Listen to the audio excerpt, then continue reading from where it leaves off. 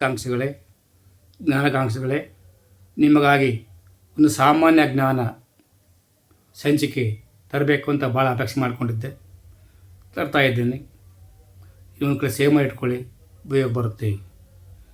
February 26ರಲ್ಲಿ ಯಾವ ಹುಲಿ ಅಭಯಾರಣ್ಯವು ಮಹಿಳೆಯರಿಗಾಗಿ ವನ್ಯಜೀವಿಗಳನ್ನು ರಕ್ಷಿಸಲು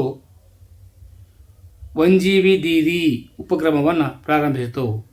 ಪಾಲಮೌ ಹುಲಿ ಸುರಕ್ಷಿತ ಅಭಯಾರಣ್ಯ. 2026ರಲ್ಲಿ ಅತ್ಯುತ್ತಮ ಮಕ್ಕಳ ಕೌಟುಂಬಿಕ ಚಿತ್ರಕ್ಕಾಗಿ ಬಾಫ್ತಾ BAFTA ಪ್ರಶಸ್ತಿಯನ್ನು ಗೆದ್ದ ಮಣಿಪುರ ಚಲನಚಿತ್ರ ಯಾವುದು? ಭೂಂಗ್. ಬೇಲಾ ಗ್ರಾಮವು ಭಾರತದ ಮೊದಲ ನಿವ್ವಳ ಶೂನ್ಯ ಪಂಚಾಯತ್ ಗ್ರಾಮ ಆಗಿ ಮಾರ್ಪಟ್ಟಿದೆ ಮತ್ತು 26ರ ಹವಾಮಾನ ವಾರದಲ್ಲಿ ಗೌರವಿಸಲಾಯಿತು. ಬೇಲಾ ಗ್ರಾಮವು ಯಾವ ರಾಜ್ಯದಲ್ಲಿದೆ? ಮಹಾರಾಷ್ಟ್ರ. ಯಾವ ಭಾರತೀಯ ಮೂಲದ ವಾತಾವರಣದ ವಿಜ್ಞಾನಿ 26ರ ಕ್ರಾಫರ್ಡ್ ಪ್ರಶಸ್ತಿಯನ್ನು ಗೆದ್ದಿದ್ದಾರೆ? ವೀರಭದ್ರನ್ ರಾಮನಾಥನ್. ನಿವೇದಿತಾ ದುಬೆ ಅವರು ಯಾವ ಸಂಸ್ಥೆ ನಿರ್ದೇಶಕಿ ಆಗಿ ನಿರ್ವಹಿಸಲಾಗಿದೆ? ಭಾರತೀಯ ವಿಮಾನ ನಿಲ್ದಾಣಗಳ ಪ್ರಾಧಿಕಾರ.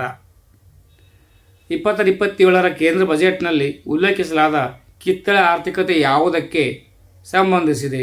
ಸೃಜನಶೀಲ ಮತ್ತು ಸಾಂಸ್ಕೃತಿಕ ಕೈಗಾರಿಕೆಗಳು.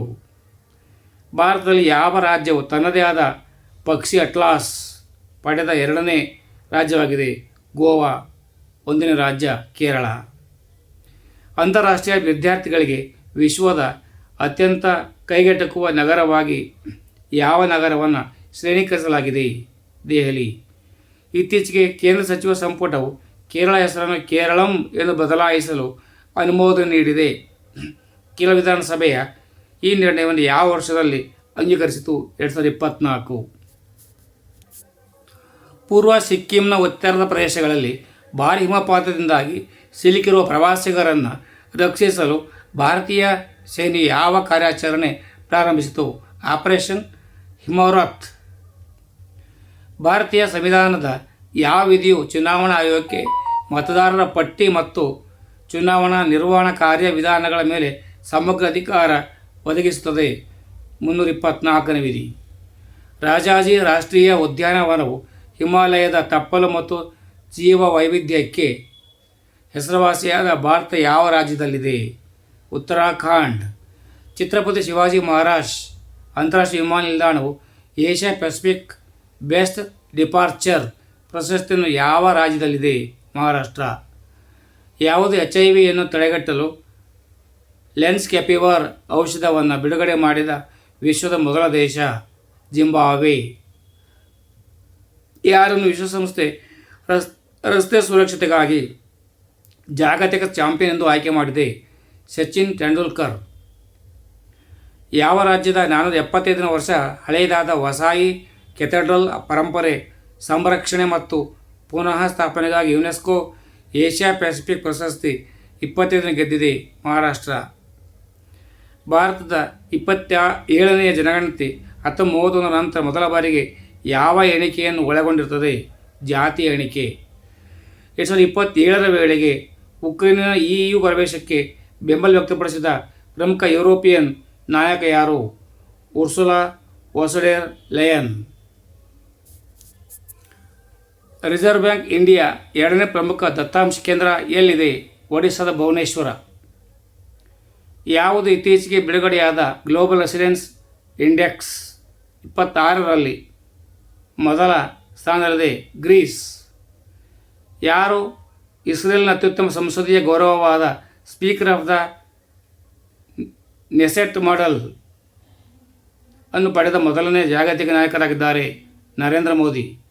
ಕೇಂದ್ರ ಆರೋಗ್ಯ ಸಚಿವಾಲಯದ ಅಧೀನದಲ್ಲಿರುವ ಸ್ವಾಯತ್ತ ವೈದ್ಯಕೀಯ ಶಿಕ್ಷಣ ಸಂಸ್ಥೆಯು ಕೇಂದ್ರ YouTube ಮೂಲಕ ಆರೋಗ್ಯ ರಕ್ಷಣೆಯಲ್ಲಿ ಕೃತಕ ಬುದ್ಧಿಮತ್ತೆಯ ಕುರಿತು ಅತಿದೊಡ್ಡ ಲೈವ್ ಸ್ಟ್ರೀಮ್ ಪಾಠವನ್ನು ಆಯೋಜಿಸಿದ್ದಕ್ಕಾಗಿ ಗಿನ್ನೆಸ್ ವಿಶ್ವ ದಾಖಲೆಯನ್ನು ಗಳಿಸಿದೆ. ಈ ಮೈಲಿಗಲ್ಲು ಸಾಧಿಸಿದ ಸಂಸ್ಥೆ ಯಾವುದು? ವೈದ್ಯಕೀಯ ವಿಜ್ಞಾನಗಳ ರಾಷ್ಟ್ರೀಯ ಪರೀಕ್ಷಾ ಮಂಡಳಿ NBEMS. ಇತ್ತೀಚೆಗೆ ಎಲ್ಲಿಸ್ ಪೆರ್ರಿ 350 ಅಂತಾರಾಷ್ಟ್ರೀಯ ಪಂದ್ಯಗಳನ್ನು ಆಡಿದ ಯಾವ ದೇಶದ ಮೊದಲ ಮಹಿಳೆ ಹೆಗ್ಗಳಿಕೆಗೆ ಪಾತ್ರರಾದರು? ಆಸ್ಟ್ರೇಲಿಯಾ.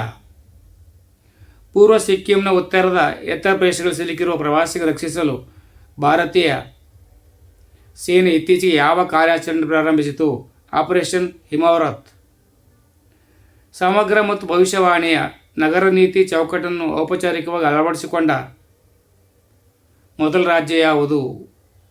ಮೊದಲ ರಾಜ್ಯ ಕೇರಳ. ಇತ್ತೀಚೆಗೆ ಕ್ರಿಮಿನಲ್ ಕಾನೂನಿನಲ್ಲಿ ಶಿಕ್ಷೆ ಬಗ್ಗೆ ಚರ್ಚಿಸುವಾಗ ಸುಪ್ರೀಂ ಕೋರ್ಟ್ ಜಸ್ಟ್ ಡೆಸರ್ಟ್ಸ್ ತತ್ವವನ್ನು ಉಲ್ಲೇಖಿಸಿದೆ. ಜಸ್ಟ್ ಡೆಸರ್ಟ್ಸ್ ತತ್ವ ಪ್ರಾಥಮಿಕವಾಗಿ ಯಾವ ಶಿಕ್ಷೆಯ ಸಿದ್ಧಾಂತದೊಂದಿಗೆ ಸಂಬಂಧಿಸಿದೆ? ಪ್ರತಿಬಂಧಕ ಸಿದ್ಧಾಂತ. ಅದು ವಿದ್ಯಾರ್ಥಿಗಳೇ, ಸಾಮಾನ್ಯ ಜ್ಞಾನದ ಮುಂದಿನ ವಿಷಯಗಳನ್ನು ನಾಳೆ ವಿಡಿಯೋಗಳಲ್ಲಿ ನೀಡಲಿದ್ದೇನೆ. ಯಾರೆಲ್ಲ ಸಬ್ಸ್ಕ್ರೈಬ್ ಮಾಡ್ಕೊಳ್ಳಿ. ಧ್ವನಿಗೆ ನಿಮ್ಮ ಬೆಂಬಲ ಇರುತ್ತೆ ಎಂದು ನಾನು ಬಯಸಿರ್ತೇನೆ. ಸರ್ವೇ ಜನೋ ಸುಖಿನೋ ಭವಂತು. ಜೈ ಹಿಂದ್, ಜೈ ಕರ್ನಾಟಕ, ಜೈ ಭಾರತ್ ಮಾತೆ.